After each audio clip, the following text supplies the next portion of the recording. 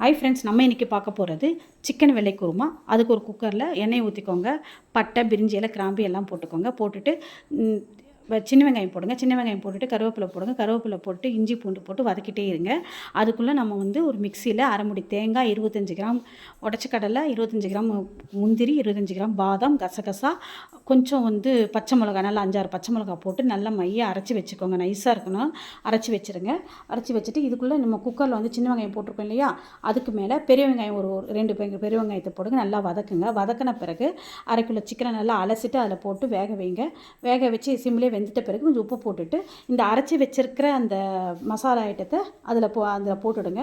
போட்டு அடித்து குக்கரில் ஒரு 3 விசில் வைங்க. 3 விசில் வச்சு இறக்கின பிறகு, ஸ்டீம்லாம் இறங்கின பிறகு இறக்கிட்டு கொத்தமல்லி போட்டு நைஸாக கொஞ்சம் கொதிக்கும் போது இறக்கிடுங்க. ரொம்ப நல்லாயிருக்கும், டேஸ்ட்டாக இருக்கும்.